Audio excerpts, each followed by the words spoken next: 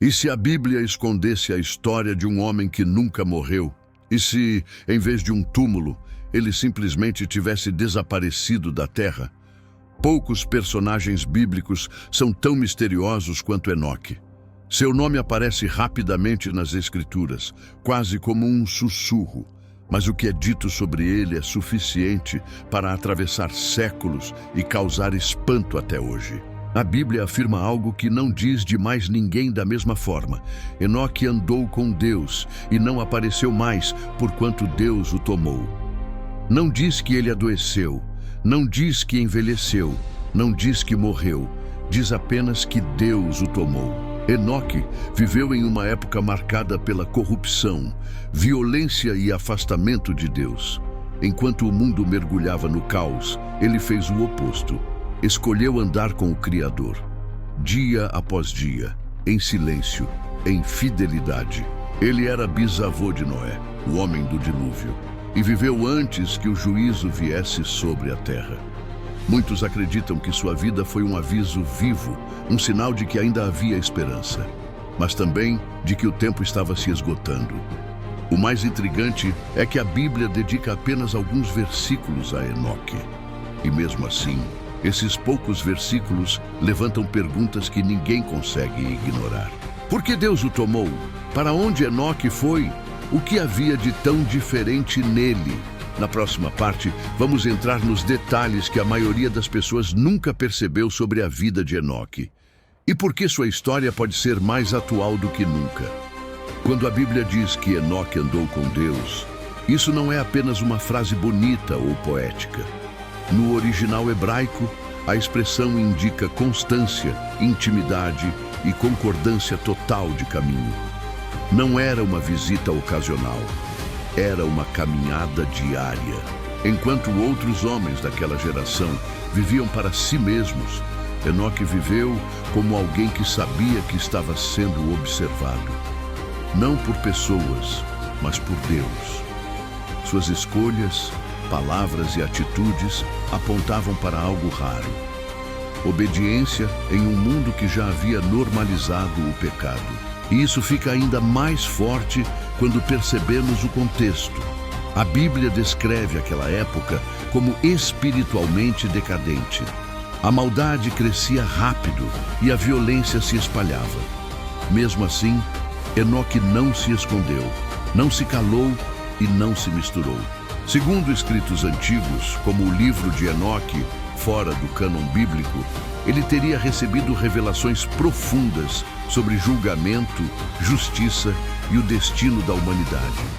Embora esse livro não faça parte da Bíblia, ele mostra como Enoque era visto. Um homem que ouvia coisas que outros não estavam prontos para ouvir. O Novo Testamento reforça isso. Em Hebreus está escrito que Enoque agradou a Deus. E agradar a Deus naquele mundo exigia coragem, exigia ir contra a corrente, exigia fé quando ninguém mais tinha. Talvez o maior segredo de Enoque não tenha sido o fato de ele ter sido tomado por Deus, mas o fato de que ele viveu preparado para esse encontro todos os dias. Agora me diga, você acha que Enoque foi levado apenas por ser obediente ou havia algo mais profundo nessa relação com Deus?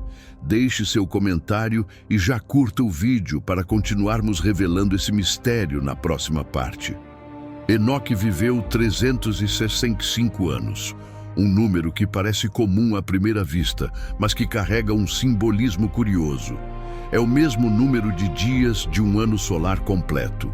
Para muitos estudiosos, isso reforça a ideia de que sua vida representava plenitude, ciclo completo, propósito cumprido. Diferente de outros patriarcas que viveram centenas de anos a mais, Enoque teve uma vida mais curta e ainda assim foi o único descrito como alguém que não experimentou a morte. Isso levanta uma questão inquietante. Será que viver mais tempo significa viver melhor? Enquanto o mundo avançava rumo ao juízo, Enoque caminhava na direção oposta. Ele não apenas observava a decadência moral, ele a denunciava. A tradição judaica afirma que Enoque foi um pregador da justiça, alguém que alertava as pessoas sobre as consequências de suas escolhas. Mas poucos ouviram. Sua vida se tornou um contraste incômodo. Ele era a prova viva de que era possível viver para Deus mesmo quando tudo ao redor apontava para o erro. Isso, muitas vezes, gera rejeição, isolamento e incompreensão. Talvez por isso, sua história seja tão curta nas Escrituras. Não porque fosse insignificante, mas porque algumas vidas falam mais pelo impacto do que pela duração. Enoque não deixou grandes discursos registrados, não construiu arcas, não liderou exércitos. Ele apenas andou com Deus, e isso foi suficiente para mudar tudo. Na próxima parte, vamos entrar no momento mais enigmático da história de Enoque, o dia em que ele simplesmente deixou de estar entre os homens, e o céu se abriu. Imagine acordar em um dia comum, e ele não terminar de forma comum. Foi exatamente isso que aconteceu com Enoque. A Bíblia não descreve um evento dramático, não fala de trovões, fogo ou multidões assistindo. Ela apenas afirma de forma direta e perturbadora, e não apareceu mais. Isso significa que, em algum momento, Enoque simplesmente deixou de estar entre os homens.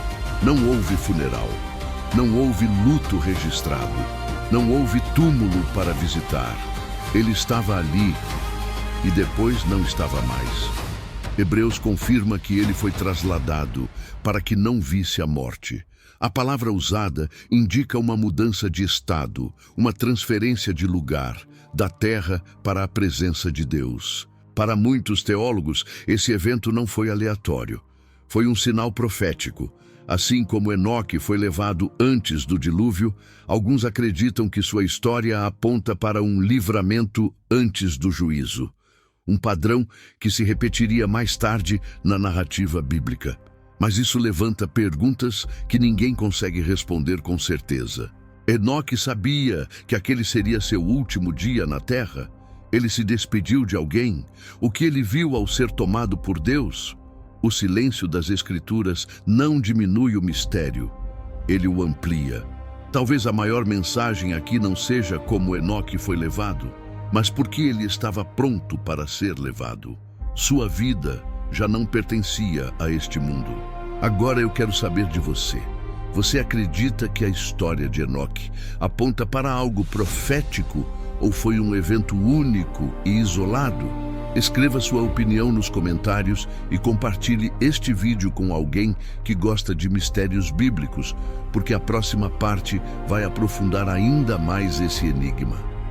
Embora a Bíblia fale pouco sobre Enoque, outros escritos antigos expandiram sua história de forma impressionante. O mais conhecido deles é o chamado Livro de Enoque, um texto antigo, muito respeitado no judaísmo antigo e citado indiretamente no Novo Testamento. Nesse livro, Enoque é descrito como alguém que recebeu visões do céu, dos anjos e do futuro da humanidade. Ele teria visto o julgamento que viria sobre a terra, a queda de seres celestiais e o destino final dos justos e injustos. É importante deixar claro, esse livro não faz parte do cânon bíblico, mas sua existência mostra algo importante. Enoque não era visto apenas como um homem comum, mas como alguém que teve acesso a revelações profundas. Curiosamente, a carta de Judas, no Novo Testamento, menciona uma profecia atribuída a Enoque.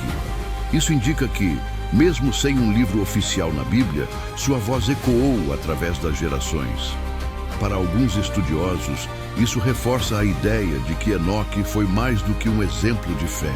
Ele pode ter sido um mensageiro, alguém levantado para alertar um mundo que caminhava para a destruição. Talvez seja por isso que Deus o tenha tomado antes do dilúvio.